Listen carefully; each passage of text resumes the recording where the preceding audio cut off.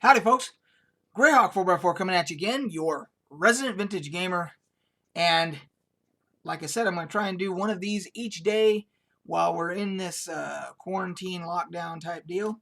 And then we'll see how it goes once we're through this and we all have to go back to work and everything. We'll see what happens then. But for now, I'm going to try to do one of these every day. So, I gave you a list yesterday of a few topics that I wanted to cover during these. Um, let's call these, because I haven't done videos in so long, let's call this series, while we're in quarantine, let's call this the catch-up series.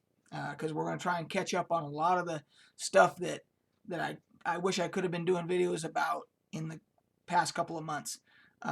So let's get caught up here. So this being the first in the catch-up series. And I looked at my topics and I said, well, I've got stuff like the Star Wars stuff like Rise of Skywalker and The Mandalorian, and I've got Doctor Who and that kind of stuff.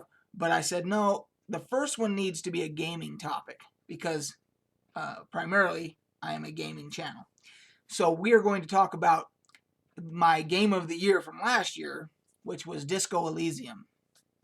Now, before we continue, a couple of little things here of housekeeping.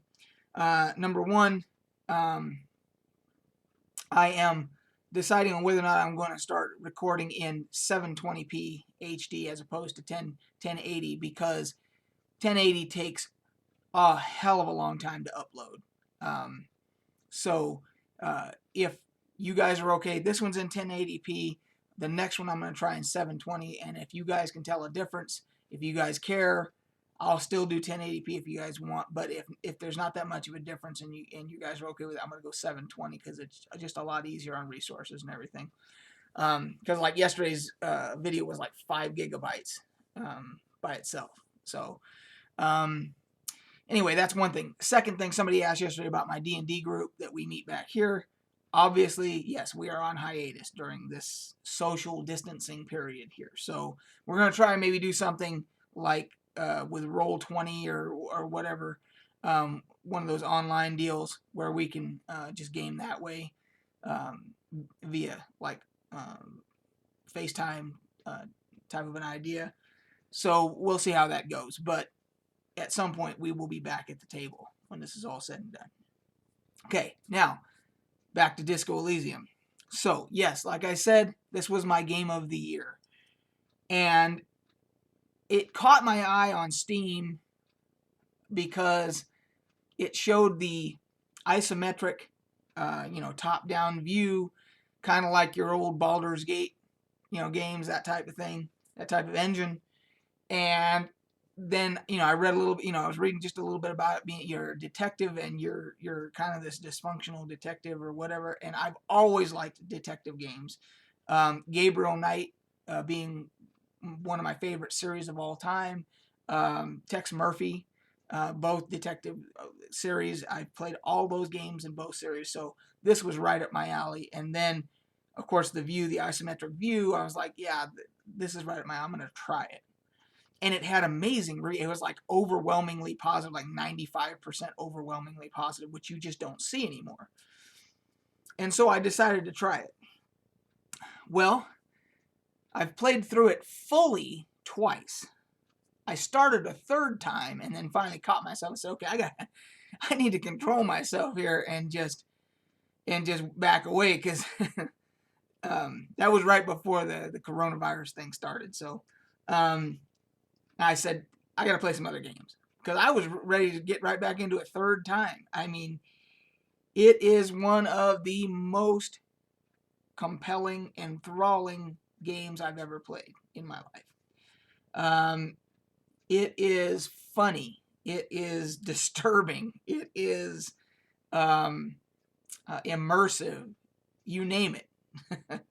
Now I'm going to from this point forward, this is going to be a spoiler review. So if you have not played it yet, you need to stop watching this video right now. You won't hurt my feelings. Stop the video. I would rather you play the game and not watch the rest of my video. Trust me.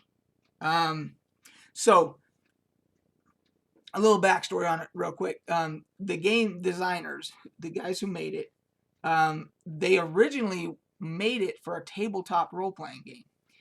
And they actually had been playing it for about 10 years, tabletop. And then it's and I guess the main writer, the main creator, also wrote a couple of novels based in the Elysium world. And so then decided, okay, let's do a computer game. And thank God they did. It is fully fleshed out because they have been playing it for 10 years.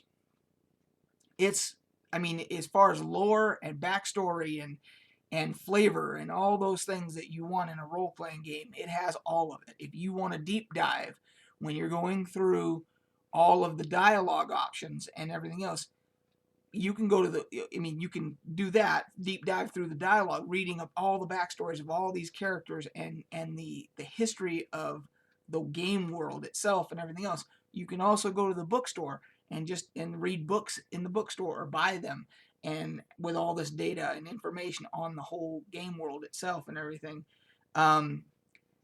There's hidden content all throughout the game world that you can stumble upon.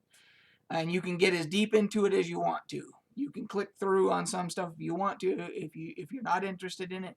But if you're somebody that loves a backstory, loves the flavor and the lore of a game world, you just can't get it. You won't be able to get enough of it. So you you play a guy named Harry, and I'm not gonna go into a whole lot more detail because even that's up to you. Like what you want your name to end up being. But let's just, okay, so you're Harry, and you're this dysfunctional cop detective who is an absolute fucking train wreck of a person. And you, throughout the game, decide which direction. Do you want to continue being a train wreck?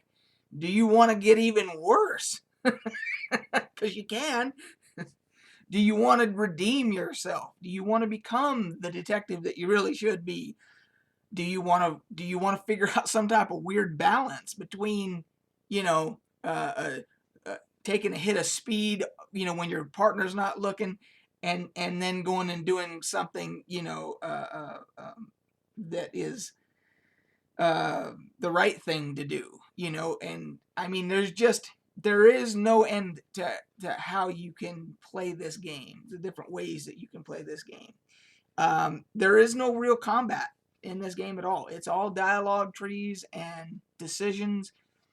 There is combat sequences that are all dictated by your choices on the dialogue tree and everything like that, and it plays out in kind of a cutscene type of a deal based upon what you choose. There's no real Twitch based any kind of reaction stuff or anything like that, and you don't need it. It has an incredible story. It has amazing characters. I'm just gonna say Kuno. The character Kuno is one of the most infuriating yet fascinating characters I've ever encountered in a video game. Yeah, I can't say enough good things about it. It's won all kinds of awards. It's up for more with the BAFTA awards, the British Game Awards or whatever. And it'll probably win some there. It is a diamond in the rough, you guys. If you slept on it, I just can't recommend it highly enough. I would give it a 9.75 out of 10. That's what I would give it. I couldn't give it a perfect score. I mean, the only game that I would ever consider perfect so far to date, like perfect in my book, because if I could drop, if there was no other games, if I had to ditch every other game I have, but I could play Star Wars Galaxies again, I would gladly do that. I would never play another video game in my life. If I could play Star Wars Galaxies for the rest of my life, that's what I would do. Star Wars Galaxies, in my opinion, was the most perfect game I've ever played. Now, yes, it had glitches and bugs and stuff like that, but I mean from being able to have fun and be immersed, and everything else, Star Wars Galaxies is my benchmark. That's what everything else gets measured up against that.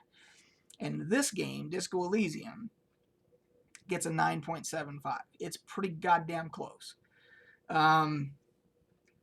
There's maybe a few little irritations or something like that, and like none of them are even coming to mind, but I'm sure that there's a couple little things that I didn't have any crash to desktops. I don't remember having any real bugs that I ran into. I mean, there might have been a graphical thing. I may have to go back and play with my new rig and see if I still get that same graphic glitch. It may have been my other rig because I had an older video card in there. I had a 770 in my old rig, a GTX 770 or whatever, and this one, of course, is a brand new 2070. So that might be one of my only little complaints. Go be Harry. And then if you don't want to use Harry, you're in the game, it'll give you options to change your name and do whatever you want, you know. I mean, damn. So anyway, guys, that's my review on Disco Elysium. I don't know if I'll go back and finish it a third time. Kind of want to, now that I got a new rig. I kind of want to go back and finish that third one I did. But anyway, go play it, guys, and you won't be disappointed. Next, so let's tease for tomorrow's video. So tomorrow's, I think I will go into the Star Wars stuff. I haven't decided yet if I'm going to do a video on both the Rise of Skywalker and then do a separate one for the Mandalorian, or if I'm just going to do one video to cover all of it, because it's all Star Wars stuff. I haven't quite decided yet. Maybe you guys might want to put a comment down below. Which would you prefer? Would you prefer dedicated videos to each, or would you just rather me just lump it all into one Star Wars video tomorrow for Rise of Skywalker and Mandalorian? So until then, we will catch you guys on the flip side.